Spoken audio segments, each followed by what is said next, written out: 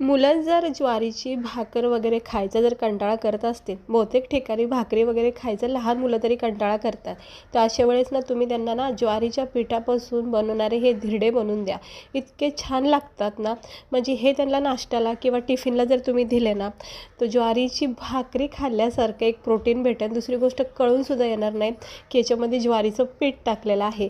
आणि याच्यामध्ये वेगवेगळ्या प्रकारच्या आवडीच्यानुसार तुम्ही भाज्या टाकू शकता. तर पाहू शकता इतके छान असं मी ज्वारीच्या पिठापासून धिरडे बनवलेले आहेत, झणझणीत चमचमीत बनवलेले आहेत. तर पाहू शकता मस्त खोबऱ्याची चटणी चहासोबत किंवा केचपसोबत तुम्ही याला खाऊ शकता.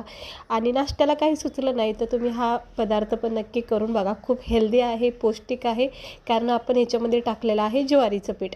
तर चला बघून घेऊया ह्याला लागणारं साहित्य, बनवायची कृती. व्हिडिओ आवडला तर लाईक करा, चॅनेलला सबस्क्राईबर करा. तर इकडे मी फक्त एक अर्धी वाटी ना ज्वारीचं पीठ घेतलेलं आहे. आता ज्वारीचं पीठ आपल्या घरोघरी असतं.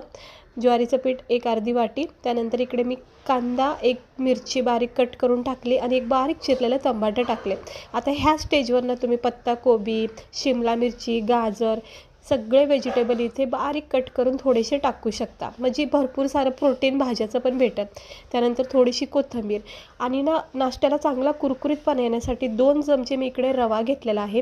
ह्याच्याऐवजी तुम्ही तांदळाचं पीठसुद्धा घेऊ शकता. ज्वारीचं पीठ कसं थोडंसं भुरभुरलेलं असतं, त्यामुळे त्याला थोडीशी बेंडिंग येते रव्याने किंवा तांदळाच्या पिठाने. आता हे एक वाटी ज्वारीचं पीठ एका भांड्यात काढून घेतलं आहे. 2 चमचे मी इकडे रवा टाकलेला आहे. इकडे चवीनुसार मीठ टाकून घेऊया. जितकं पण आपल्या नाश्त्याला पुरेल इतकं मीठ इकडेच टाकून घ्यायचं ह्या स्टेजवर. त्यानंतर हे इकडे मी कांदा, टमाटर आणि एक मिरची टाकलेली आहे त्यामध्ये, त्याच्यात टाकायचं. त्याआधी याचा एक घोळ तयार करायचा, ज्वारीच्या पिठाचा असा एक घोळ तयार करायचा.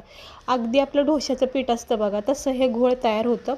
ज्वारीचं पीठ असल्यामुळं थोड्याशा याच्यामध्ये गुठळ्या राहतात, हे बघा.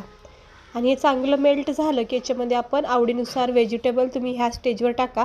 मी फक्त कांदा, टमाटर, मिरची टाकली, थोडीशी कोथिंबीर टाकते. लहान मुलांसाठी जर बनवत असताना तर सगळ्या भाज्या टाका आवर्जून. मेथी टाकू शकता, पालक टाकू शकता. त्यानंतर इकडे मी लाल तिखट टाकले तिखटपणा येण्यासाठी. थोडासा धना पावडर, थोडासा गरम मसाला पावडर आणि थोडीशी हळद टाकायची. हे बेसिक मसाले टाकून घ्यायचे, म्हणजे छान रंग येतो आणि चव मस्त येते, एकदम भारी वाटतं. थोडेसे चिमूटभर अगदी जिरे टाकून घेते. हे बघा याच्यामध्ये मी थोडेसे जिरे टाकलेले आहेत. आणि आता हे सगळं मिक्स करून घ्यायचं व्यवस्थित हलक्या हाताने. हे सगळे मसाले, कांदा, टमाटर जे पण टाकले आपण ते सगळं असं मिक्स करून घ्यायचं आणि असं छान पीठ याचं तयार होतं. पाहू शकता तुम्ही मस्त असं घटसर दाटसर पीठ हे तयार झालं आहे धिरडे बनवण्यासाठी. याच्यापेक्षा सुद्धा तुम्ही दाटसर बनवू शकता, पण मग त्याला जाळी येणार नाही जास्त. आता तव्याला ना तेल लावून ठेवायचं. लहान मोठा जसाही तुमचा पॅन असेल त्यावर तेल लावून ठेवायचं. आणि इकडे वाटीच्या साहित्याने, चमच्याच्या साहित्याने किंवा पळीच्या साहित्याने तुम्ही हे मिश्रण ओतू शकता. तर मी जरा वाटीने मला सोपं जाते. आणि लहान मोठे आता जसे पण आवडतील तसे बनवू शकता. जास्त मोठा पण करू शकता चपातीच्या आकारासारखा, किंवा असे छोटे छोटे पण बनवू शकता. तर मी शक्यतो छोटेच बनवते. आणि याला द्यायचं थोडा वेळ. जोपर्यंत खालची साईड अशी निसटत नाही ना, सुटत नाही, तोपर्यंत पलटी करू नका. जर तवा नॉनस्टिकी असेल तर मग काहीच टेन्शन नाही, झटकीपट न चिटकता हे तयार होतात. हे बघा, हे असं अलगद पलटी करायचं. बघा परफेक्ट, बघा किती मस्त रंग आला आहे, जाळी आली, एकदम छान वाटतंय का नाही. हा असा ज्वारीच्या पिठाचा नाश्ता नक्की करून बघा. भाकर वगैरे खायचा जर कंटाळा आला असेल ना, तर त्याच पिठापासून ज्वारीच्या हा नाश्ता बनवा. बघा असं दोन्ही बाजूने व्यवस्थित तुम्ही पाहू शकता किती मस्त याच्यावर एकदम छान असे ब्राऊन डाग आलेले आहेत, म्हणजे चॉकलेटी डाग, म्हणजे छान प्रकारे हा भाजला गेला आहे. असं दोन्ही साईडून व्यवस्थित ह्याला भाजून घ्यायचं, जोपर्यंत ह्याच्यावर चॉकलेटी रंग चढत नाही तोपर्यंत. बस स्लो गॅस ठेवायचा आणि हलक्या हाताने याला दाब देत चांगल्याला भाजून काढा. बस झाला आहे परफेक्ट तयार. दुसऱ्या वेळेससुद्धा असं तव्याला तेल लावायचं आणि बॅटर थोडासा मिक्स करून प्रत्येक वेळेस मग असं ओतायचा. बस आता लहान मोठं तुम्ही याला आकार देऊ शकता. आता मी तर लहानच केलेले आहेत, तुम्ही मोठेसुद्धा याची साईज करू शकता. पण कसं छोटे जरा बरे वाटतात खायला, 1-2-4 जरी खाल्ले तरी भरपूर वाटतात. कडेकडेने थोडंसं तेल सोडायचं आणि ह्याची कडा जोपर्यंत सुटत नाही तोपर्यंत पलटी करू नका.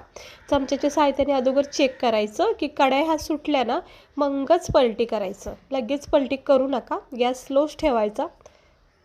ह्या अशा कडा चेक करायच्या, हे पाहू शकता. आणि थोडा वेळ ठेवायचं. जर झालं नसेल तर अजून थोडा वेळ ठेवायचं आणि मग पलटी करा. तर मी थोडा वेळ अजून ठेवले आणि आता पलटी करते. हे बघा झालं का नाही व्यवस्थित परफेक्ट असा हा ज्वारीचे पिठाचे धिरडे. बघा किती छान याच्यावर रंग आलेला आहे. आणि अशी दोन्ही बाजूनी याला चांगलं भाजून घ्या व्यवस्थित. खूप खमंग टेस्टी लागतात आणि विशेष म्हणजे खूप हेल्दी आहेत, हे पौष्टिक आहेत आपल्यासाठी. तर एकदा तरी हप्त्यामधून 1-2 वेळा तरी तुम्ही हे करू शकता. तर मस्तपैकी आता भाजून निघलेत. गरमागरम प्लेटमध्ये काढून घेते. सुरुवातीचे 2 केलेत मी तुम्हाला दाखवते. अजून 2-4 होतील त्या पिठामध्ये. तर हे जे आपले सुरुवातीचे झालेत ना ते पाहू शकता तुम्ही. बघा किती मस्त झालेत का नाही हे ज्वारीच्या पिठाचे धिरडे. गरमागरम वाफा निघत आहेत. एकदम गरमागरम बनवायचे.